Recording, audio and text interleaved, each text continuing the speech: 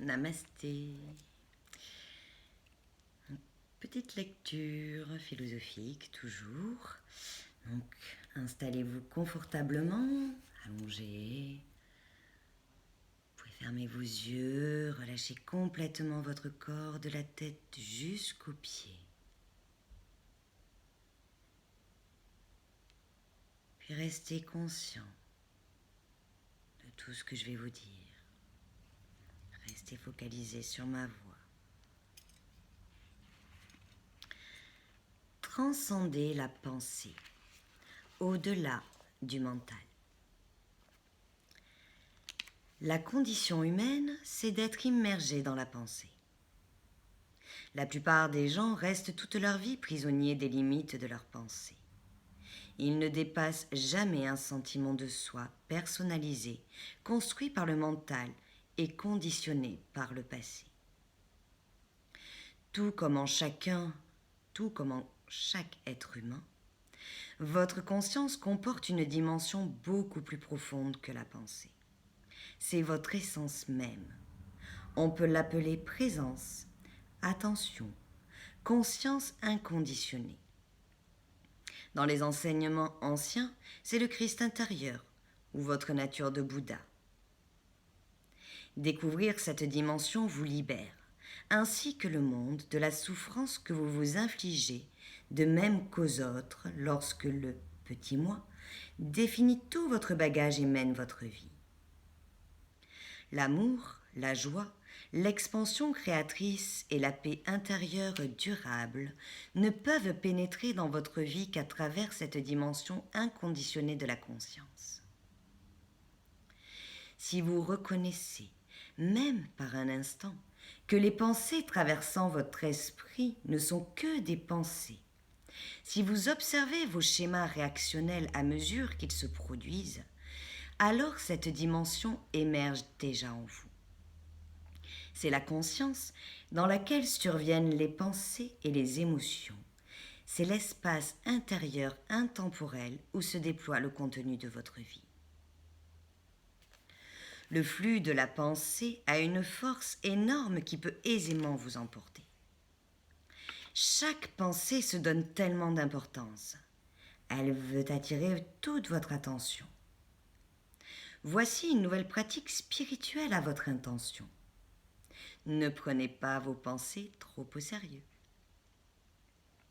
Comme il est facile de se prendre au piège de ses propres prisons conceptuelles, le mental humain, dans son désir de connaître, de comprendre et de contrôler, prend ses opinions et points de vue pour la vérité. Il dit « c'est ainsi que cela fonctionne ». Vous devez dépasser la pensée pour vous apercevoir que, peu importe comment vous interprétez votre vie, celle d'un autre ou son comportement, et peu importe le jugement que vous portez sur une condition, ce n'est qu'un point de vue parmi maintes possibilités. Ce n'est qu'un amas de pensées. Mais la réalité est un ensemble unifié dans lequel tout est entrelacé, où rien n'existe en soi, ni isolément. La pensée fait éclater la réalité. Elle la découpe en fragments conceptuels. Le mental, cet instrument utile et puissant, devient fort contraignant s'il s'empare totalement de votre vie. Si vous ne voyez pas qu'il constitue un aspect négligeable de la conscience que vous êtes. La sagesse n'est pas un produit de la pensée. La profonde certitude qu'est la sagesse naît d'un simple geste, celui d'accorder toute votre attention à un être. L'attention, c'est l'intelligence primordiale, la conscience même. Elle dissout les barrières de la pensée conceptuelle et s'accompagne de la connaissance que rien n'existe en soi, ni séparément. Elles font le sujet et l'objet de la perception en un champ de conscience unifié. Elle guérit la séparation.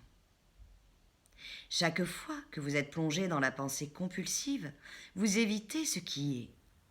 Vous ne voulez pas être là où vous êtes, ici et maintenant.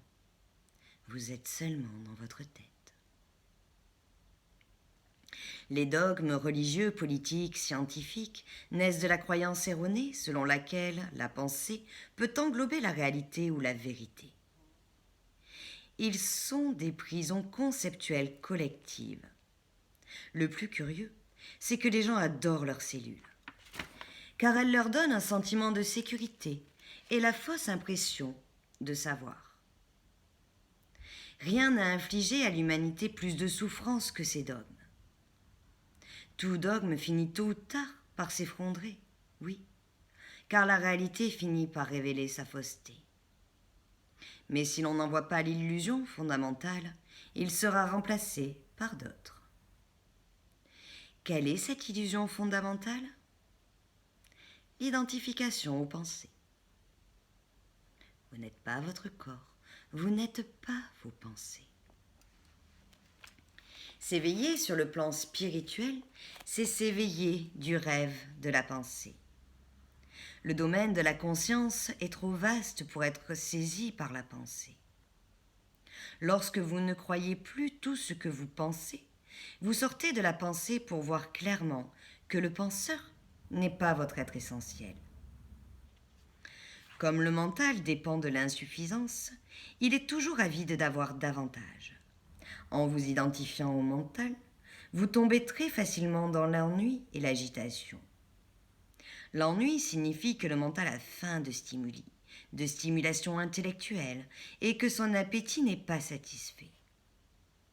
Lorsque vous vous ennuyez, vous pouvez satisfaire la faim du mental en ouvrant un magazine, en faisant un appel téléphonique, en allumant votre téléviseur ou en naviguant sur le web, en vous rendant dans une boutique, ce qui n'est pas rare, en transférant sur le corps cette impression mentale de manque et ce besoin d'avoir plus, que vous comblez brièvement par l'ingestion d'aliments.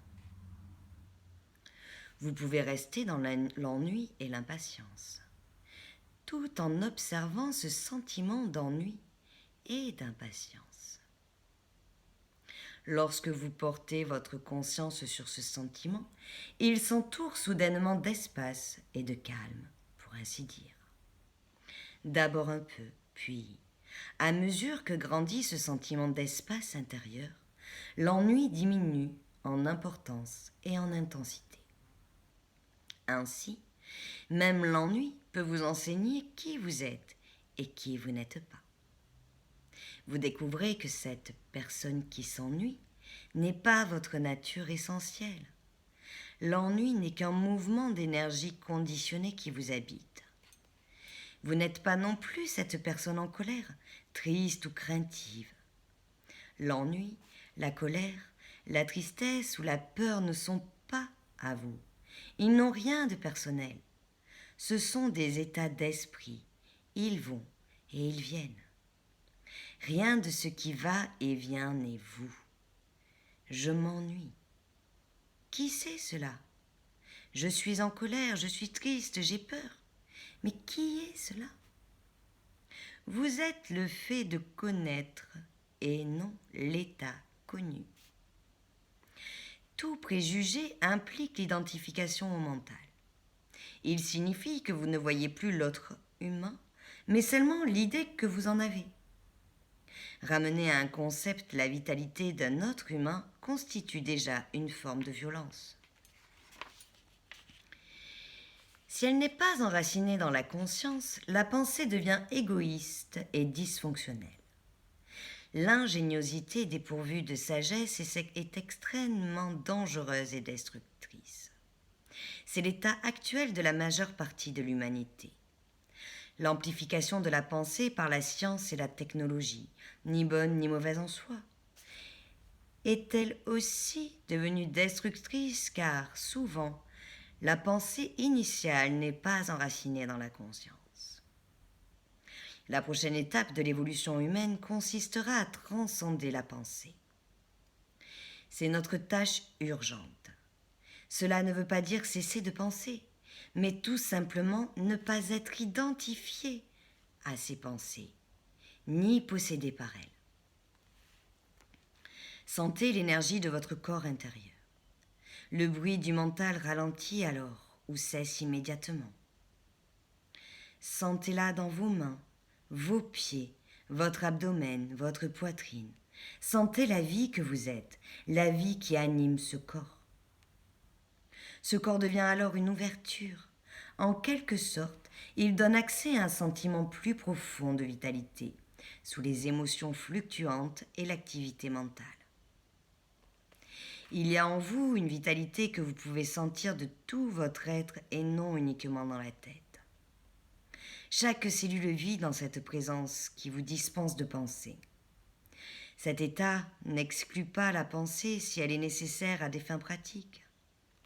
Le mental fonctionne encore, et d'une façon magnifique, quand l'intelligence supérieure que vous êtes l'utilise et s'exprime par lui.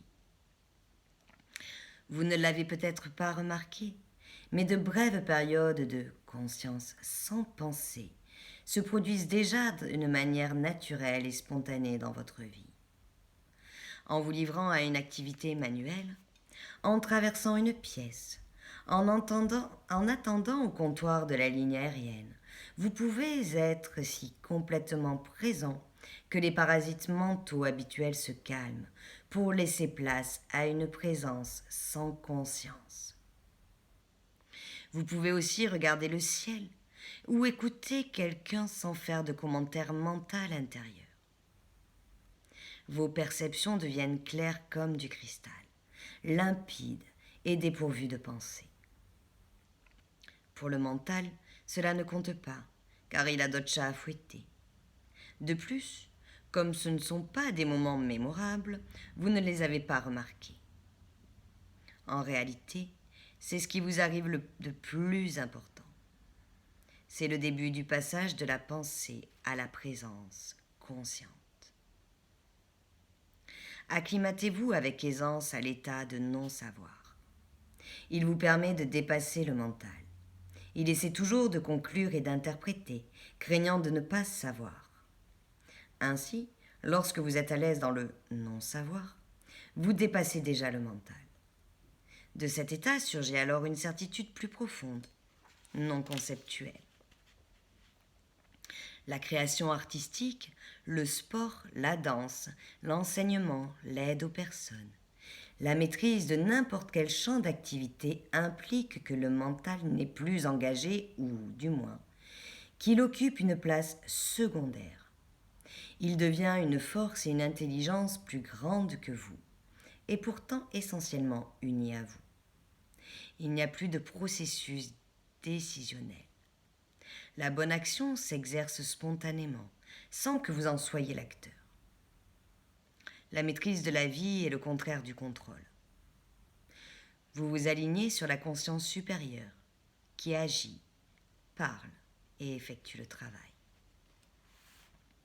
Un instant de danger peut susciter une cessation temporaire du flux de la pensée et, ainsi, vous donner un aperçu de ce que veulent dire la présence, l'éveil ou la conscience.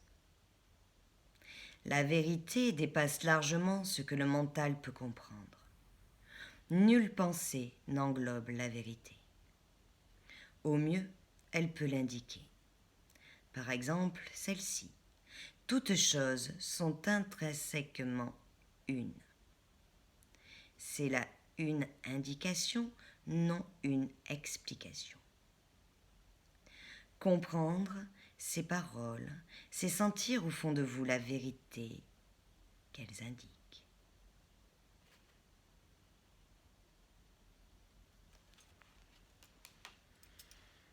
Je vous souhaite une agréable journée. Namasté.